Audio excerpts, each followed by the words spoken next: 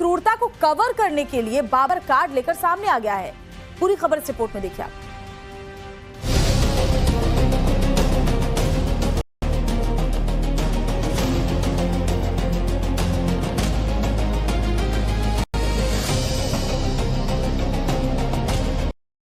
को विवाद पैदा करने के लिए यह काम कर रहा है। और हमारा ये मानना है कि एक बार जब मस्जिद थी है ता कयामत तक मस्जिद रहेगी, हमारा ईमान बोलता है। नहीं तो जाहिर है अगर कोई मस्जिद बनाना चाहता है तो इसमें कानून के मुताबिक वो बना सकता है। इस पे तो जो बनाने की बात कर रहे हैं उन्हें मिटने की कहानी याद है। बनाने की बात कर रहे हैं उन्हें मिटने की कहानी याद है। भारत में इतिहास को लेकर चल रही बहस एक नए मोड़ पर है। प्रधानमंत्री नरेंद्र मोदी और उत्तर प्रदेश के मुख्यमंत्री योगी आदित्यनाथ ने जैसे ही मुगलिया क्रूरता और गुरु परंपरा के बलिदान और सनातन के सम्मान को सामने रखा, वैसे ही औरंगजेब फैन क्लब तिलमिला उठा। देश का यह विशेष वर्ग इतना बेचैन हुआ कि औरंग के दादा नहीं परदादा को लेकर सामने आ गया।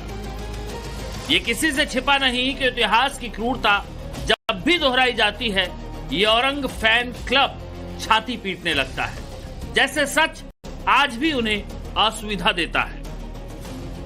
एक तरफ एम यानी मोदी हैं, दूसरी तरफ वाई यानी योगी है, और उनके सामने खड़ा है ए यानी औरंग फैन क्लब। इनके बीच दो नैरेटिव टकरा रहे हैं। एक जो भारत की आत्मा को समझता है, उसके बलिदान का गान कर रहा है। दूसरा जो औरंगजेब की क्रूरता को छिपाने में लगा है और हर मौके पर इतिहास को मरोड़ने और मोड़ने की कोशिश करता है। औरंगजेब फैन क्लब में वो लोग हैं जो औरंगजेब की क्रूरता को डिफेंड करने में लगे हैं। वो औरंग के क्रूर तथ्य को सामने लाने पर तिलमिला उठते हैं। प्रधानमंत्री और मुख्यमंत्री द्वारा इस तरह का बयान देना बहुत ही ज्यादा अफसोसनाक है और नफरत फैलाने वाला है। ये लड़ाई आज की राजनीति की नहीं, ये सभ्यता बनाम गुलामी की कहानी है। अयोध्या में धर्म ध्वजा फहराने के बाद प्रधानमंत्री नरेंद्र मोदी हरियाणा के कुरुक्षेत्र पहुंचे।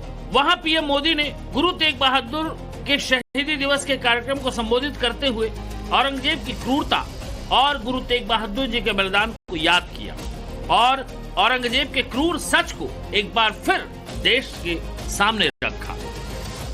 उस क्रूर औरंगजेब ने गुरु साहिब को बंदी बनाने का आदेश दिया, लेकिन गुरु साहब ने खुद दिल्ली जाने की घोषणा कर दी। मुगल शासकों ने उन्हें प्रलोभन भी दिए, लेकिन श्री गुरु तेग बहादुर अड़िग रहे। उन्होंने धर्म और सिद्धांतों से समझौता नहीं किया। बलिदान दिवस के मौके पर यूपी के मुख्यमंत्री योगी आदित्यनाथ ने भी औरंगजेब पर कट्टरपंथियों को घेरा। औरंग के तिलक और जनेऊ से नफरत और उसके अत्याचार की याद दिलाई। मुगलों ने पूरे भारत का इस्लामीकरण करने की एक मुहिम चला रखी थी। औरंगजेब जैसा क्रूर बादशाह मनमानीपन पर उतर आया था। तिलक को मिटाने के लिए, जनेऊ को समाप्त करने के लिए। मोदी और योगी के ये शब्द उन ऐतिहासिक घावों की याद दिलाता है जिन्हें आज भी देश महसूस करता है। लेकिन हैरानी इस बात की है कि जैसे ही औरंगजेब की क्रूरता का जिक्र होता है, वैसे ही औरंग फैन क्लब डैमेज कंट्रोल शुरू कर देता है। मोदी जी तो संविधान की शपथ ली है, संवैधानिक पद के ऊपर बैठे हैं, गए वहां पे ध्वजारोहण किया।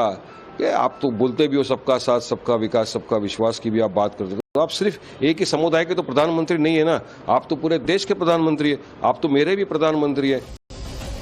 अब सवाल ये उठता है कि औरंगजेब का सियासी चैप्टर क्यों खुला? जवाब है बंगाल से। 6 दिसंबर को मुर्शिदाबाद के बेलडांगा में विधायक हुमायूं कबीर ने नई बाबरी मस्जिद की नींव रखने का ऐलान किया। इसके लिए पोस्टर लगाए गए, लेकिन इससे भी अधिक गौर करने वाली बात यह है कि ये पोस्टर उसी दिन लगाए गए जिस दिन मुर्शिदाबाद से 865 किलोमीटर दूर अयोध्या के राम मंदिर के शिखर पर धर्म ध्वजा फहराई गई। बाबरी मस्जिद 6 दिसंबर 2025 शनिवार वहाँ भित्ति स्थापन होगा। 3 साल लगेगा वह खड़ा होने के लिए, तैयार होने के लिए। सवाल उठता है, क्या ये संयोग है या सियासत? क्योंकि जिस दिन अयोध्या में राम मंदिर के शिखर पर धर्म ध्वजा फहराई गई, उसी दिन बंगाल में नई बाबरी मस्जिद की नींव की तारीख तय क्यों की गई? क्या ये सिर्फ टाइमिंग थी या एक संदेश है? ये एक चुनावी रणनीति है या फिर एक ध्रुवीकरण का नया प्रयोग? देखिए, देश में कहीं भी मंदिर मस्जिद बनाने में मनाही नहीं है। अपना जगह है, बना सकते हैं, लेकिन बाबरी मस्जिद बनेगा ये हमारी देश की जो स्वतंत्रता है, स्वाभिमान, उसके खिलाफ है। क्योंकि इसके लिए इतना बड़ा आंदोलन चला इतने साल तक, तो बनाओ किसी और के नाम पे, अपने पिताजी के नाम पर बनाओ, किसी के नाम पर। बाबर इस देश का ना तो महापुरुष है ना कोई है, तो आक्रांता था, इसलिए यहाँ के लोग बाबर के नाम से और उसको सम्मान नहीं करेंगे। नई बाबरी मस्जिद का मुद्दा सिर्फ पश्चिम बंगाल में ही नहीं, पूरे देश में चर्चा का विषय बना हुआ है। फिलहाल बड़ा सवाल ये है कि क्या ये विवाद बंगाल की सियासत को नया मोड़ देगा? 2026 से पहले क्या बेलडांगा बंगाल का नया ग्राउंड जीरो बन जाएगा? इसी की पड़ताल के लिए नवभारत संवाददाता जब बेलडांगा पहुंचे तो क्या क्या पता चला, इसे जान लीजिए। बेलडंगा इलाके में मौजूद हैं। सड़क किनारे हाईवे के पास ये जो आपको घिरा हुआ पूरा इलाका नजर आ रहा है, दरअसल इसी जमीन के ऊपर हुमायूं कबीर ये कह रहे थे कि यहाँ पर जो बाबरी मस्जिद है उसका निर्माण करवाया जाएगा। लेकिन उल्टा जो है, यहाँ पर जो जमीन के मालिक थे उन्होंने बाकायदा यहाँ पर अब बोर्ड लगा दिया है। इस बोर्ड के ऊपर ये लिखा हुआ है कि यहाँ पर बाहर लोगों के प्रवेश जो है वो निषेध है, वहाँ बाहर के लोग नहीं आ सकते। लेकिन जिसका जमीन वो तो बंद कर दिया। वो आदमी बता रहा हूँ, मेरे साथ कोई बात नहीं हुआ। देखा है पेट्रोल पंप बनेगा इसी जगह पे निर्मल, तो उसी को देऊंगा, लेकिन उसने तो लिया नहीं है, तो इन्होंने पोस्ट लगा तो पेट्रोल पंप बनेगा यहाँ पे। हाँ, पेट्रोल पंप बनेगा तो जाएगा, जिसका है वो तो नहीं देना चाहता है किसी को, वो तो बेचना भी नहीं चाहता है और पैसा भी नहीं दिया, तो क्या कैसा बनेगा बाबरी मस्जिद? लेकिन हुमायूं, अगर आप देखेंगे तो यहाँ पर बांग्ला भाषा में लिखा हुआ है कि बाहर के लोगों का जो प्रवेश है वो यहाँ पर निषेध है और ये जगह पेट्रोल पंप को दिया जा रहा है। ये बाकायदा यहाँ पर पोस्टर लगाया गया। लेकिन ऐसे में सवाल है, क्या नई बाबरी मस्जिद और 6 दिसंबर का जिक्र कर अल्पसंख्यकों को भड़काने की कोशिश हो रही है? क्योंकि ममता बनर्जी की पार्टी टीएमसी के विधायक हुमायूं कबीर ने करीब 1 साल पहले मुर्शिदाबाद के बेलडांगा में बाबरी मस्जिद बनवाने का ऐलान किया था। 1 बरस बाद अब फिर से वही टेप बज रहा है। लेकिन ग्राउंड जीरो पर नवभारत संवाददाता को ये पता चला कि भरतपुर के तृणमूल कांग्रेस एमएलए हुमायूं कबीर ने मस्जिद को तामीर करवाने के लिए जिस जमीन की पहचान की थी वो अभी तक मस्जिद के लिए खरीदी नहीं गई है।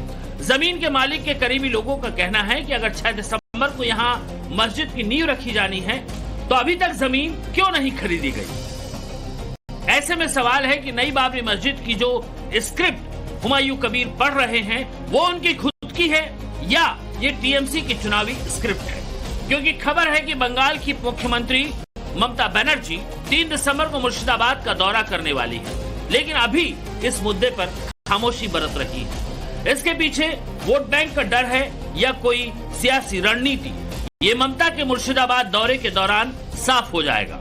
लेकिन देश बदल चुका है, इतिहास का सच अब नहीं दबेगा। औरंगजेब फैन क्लब चाहे जितनी कोशिश कर ले, मोदी और योगी की इस जोड़ी ने मुगलिया मिथकों का खेल खराब कर दिया है। मुर्शिदाबाद के बेलडांगा से अभिषेक राज के साथ bureau report, times now, Navbharat.